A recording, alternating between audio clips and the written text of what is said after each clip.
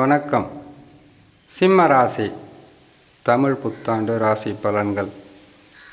சிம்ம ராசிக்காரர்களுக்கு இந்த குரோதி ஆண்டு தமிழ் புத்தாண்டில் குரு, சனி, ராகு, கேதுக்கள் தரக்கூடிய நற்பலன்களும் அசுப பலன்களும் கெடு பலன்களிலிருந்து நீங்கள் மீண்டு வந்து நற்பலன்களை பெறுவதற்குண்டான பரிகாரங்களும் பற்றி சொல்லக்கூடும். சிம்ம ராசி என்றாலே ராஜகுணம், ராஜாகம் ஆளக்கூடிய தன்மையும் கொண்ட ராசி, தனித்துவம் மிக்க ராசி. எதையும் தாங்கள் செய்கின்ற செயல்களாலும் எடுக்கின்ற முடிவாலும் தான் வெற்றி பெற்று தன்னுடன் இருப்பவர்களுக்கும் அந்த வெற்றியை பகிர்ந்து கொள்ளக்கூடிய நல்ல குணம் படைத்தவர்கள், வல்லமையும் திறமையும் அதிகம் பெற்றவர்கள். இந்த சிம்ம ராசிக்காரர்களுக்கு ராஜகிரகங்கள் தரக்கூடிய பலன்களை பற்றி பார்ப்பதற்கு முன்பதாக, சிம்ம ராசிக்காரர்கள் கண்டக சனியில் சனி பகவான், 2ஆம் இடத்தில் கேது பகவான், 8ஆம் ராசியில் ராகு பகவான், தொழிலில் மிக பெரிய ஒரு பின்னடைவை தரக்கூடிய ஸ்தானத்தில் குரு பகவான். 4 கிரகங்களும் பாதக அமைப்பில் அமர்ந்திருப்பதால் மிக கவனமாக இருக்க வேண்டும் சிம்ம ராசி. சிம்ம ராசிக்காரர்களுக்கு இக்கிரகங்கள் 12 மாதங்களுக்கும் தரக்கூடிய பலன்களை பற்றி பார்க்கும்போது நன்மையும் தீமையும் கலந்தே இருக்கும். தீமைகளிலிருந்து உங்களை காப்பாற்றி கொள்ள பரிகாரங்கள் சொல்லப்படும். கேட்டு இந்த இறை வழிபாட்டை செய்து உங்களுக்கு வரக்கூடிய சிறு பாதகங்களிலிருந்து மீண்டு வரலாம்.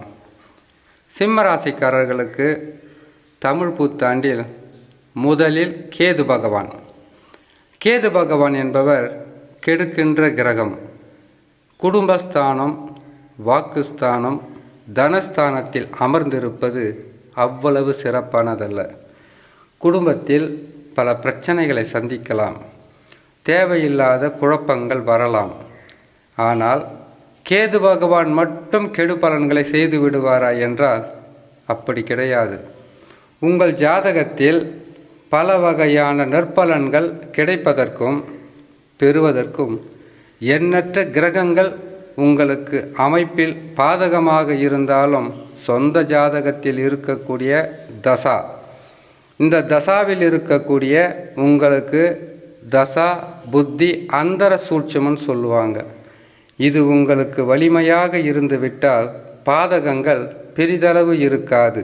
அப்படி இல்லை என்றால் 2ஆம் இடத்தில் கேது பகவான் இருப்பது கொடுத்த வாக்கை காப்பாற்ற முடியாமல் செயல்களில் சிறு தடைகள் வந்தால் அதற்கு பரிகாரமாக ஞாயிற்றுக்கிழமை தோறும் பிள்ளையாரை வணங்கி வந்தால் தடைகள் விலகும், நற்பலன்கள் அதிகரிக்கும். 8ஆம் இடத்தில் ராகு பகவான் இருப்பது சிறப்பான பலன்களை தராது. கெடு பலன்கள் அதிகமாகவே இருக்கும். ஏமாற்றங்கள், நம்பிக்கை துரோகங்கள், குடும்பத்தில் செயல்பட முடியாத பல பிரச்சனைகள், எத்தனை பிரச்சனைகள் வந்தாலும் எதிர்கொள்ள முடியாத ஒரு சூழ்நிலையை உருவாக்குவது ராகு பகவான். ராகு பகவானுக்கு பரிகாரமாக செய்யக்கூடிய பரிகாரம் என்னவென்றால், செவ்வாய்க்கிழமை தோறும் துர்க்கை அம்மனை வழிபடுவதும் அல்லது மாலை நேரத்தில் சிவ ஆலயங்களுக்கு சென்று வணங்கி வருவதும் வழிபட்டு வருவதும் உங்களுக்கு வரக்கூடிய பாதகத்தில் இருந்து மீண்டு வரலாம். ராகு 8லே இருக்கக்கூடாது. ராகு 8லே இருக்கும்போது மறைவு ஸ்தானத்தில் இருந்தால் மறைமுக எதிரிகளும் மறைமுகமான பிரச்சனைகளும் தொந்தரவுகளும் இருக்கும். ஆகையால் மிக கவனமாக இருக்கணும். இந்த நிலையில் கிரகங்கள் இருக்கும்போது சிம்ம ராசிக்காரர்கள் நீங்கள் செய்ய வேண்டியது கிரக பரிகாரங்கள் செய்வதும் குலதெய்வ வழிபாடும் இஷ்ட தெய்வ வழிபாடும் மிகப்பெரிய நன்மையை தரும். அதற்கு பிறகாக கண்டக சனியாக சனி பகவான் இருந்தால் தவறான உறவுகளால், தவறான சேர்க்கையால், தவறான நட்பால் பாதகங்கள் வரக்கூடும். 7ஆம் இடத்தில் சனி பகவான் அமர்ந்து பலன்களை கொடுப்பது கெண்டக சனி என்று அர்த்தம். இந்த கெண்டக சனியில் பாதகங்கள் உங்களுக்கு புதிய நண்பர்கள், புதிதாக உறவுகள், புதிதான சேர்க்கை எதுவாக இருந்தாலும் அதிலிருந்து விலகுவது, புதிய தொழில் தொடங்குவது, யாரையாவது நம்பி காசு பணத்திற்கு முன்ஜாமீன் கொடுப்பது அல்லது கடனாக பெறுவது பின்னாடி பாதிப்பை தரும் என்பதினால் மிக கவனம். சிம்ம ராசிக்காரர்கள் கெண்டக சனியாக இருக்கும்போது. அடுத்தது குரு பகவான். குரு பகவான் 10ஆம் இடத்திற்கு வந்தால் பதவிக்கு ஆபத்து, செய்யும் தொழிலில் நெருக்கடி, குடும்பத்தில் எண்ணற்ற பொருளாதாரத்தால் ஏற்படக்கூடிய பிரச்சனை, தொழில் வியாபாரம் எதுவாக இருந்தாலும் பின்னடைவை சந்திக்கும். இது உண்மைதானா? உண்மைதான்.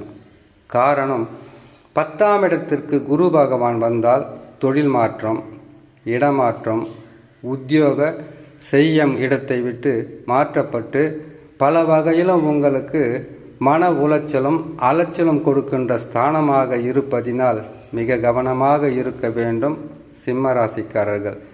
சிம்ம ராசிக்காரர்களுக்கு குரு பகவான் நட்பு கிரகமாக இருந்தாலும் இருக்கின்ற ஸ்தானமாகப்பட்டது பாதகமாக இருப்பதினால் பொருளாதாரத்தின் அதிபதி, தனப்பிராப்திக்கு உண்டான வழிகளை செய்யக்கூடிய கிரகம், குடும்பத்திலும் சரி செய்யும் தொழிலிலும் சரி பல வகையான நற்பலன்களை தரக்கூடிய கிரகம் என்று சொல்லக்கூடிய குரு பகவான் 10ஆம் இடத்தில் அமருவது பாதகத்தை தரும். இந்த பாதகம் என்பது ஒரு நிலையில் செயல்படாது. 10ஆம் இடத்தில் இருக்கும்போது தொழிலில் மாற்றத்தை கொடுப்பார். அடுத்ததாக உங்களுக்கு பல வகையிலும் பிரச்சனைகளை கொடுப்பார். அது மட்டும் இல்லாமல் எண்ணற்ற துன்பங்களை கொடுப்பார். ஆனால் தசா நல்ல நிலையில் இருந்துவிட்டால் பாதகங்கள் குறைந்து சாதக பலன்கள் என்பது கட்டாயமாக இருக்கும். குரு பகவான் என்பவர் ஓராண்டு பாதக பலன்களை தரமாட்டார். பெயர்ச்சியானவுடன் 5 மாதங்கள் பாதக பலன்களும் அதற்கு பிறகு சிறிது பாதகங்களை குறைத்து நற்பலன்களை தரக்கூடிய அளவிற்கு குரு பகவான் நல்ல கிரகமாகவே இருப்பார். நட்பு கிரகம் இல்லையா, அதற்கு வழிகாட்டுவார். ஆகையால் சிம்ம ராசிக்காரர்கள் குரு, சனி, ராகு, கேதுக்கள் பாதகங்கள் தராமல் இருக்க வேண்டுமென்றால் நீங்கள் செய்ய வேண்டியது நவகிரக பூஜை செய்வதும் நவகிரக சாந்தி செய்வதும் அல்லது உங்கள் அருகில் உள்ள ஆலயங்களுக்கு சென்று மாலை நேரத்தில் சிவபெருமானை வணங்கி சிவன் ஆலயங்களில் இருக்கக்கூடிய கருவறை தீபம் ஏற்றி வந்தால் பாதகங்கள் குறைந்து சாதக பலன்கள் என்பது ஒவ்வொரு மாதமும் உங்களுக்கு நடந்து கொண்டே இருக்கும், கிடைத்து கொண்டே இருக்கும் என்று சொல்லி இன்னொரு நல்ல பதிவில் உங்களை சந்திக்கிறேன். நன்றி, வணக்கம்.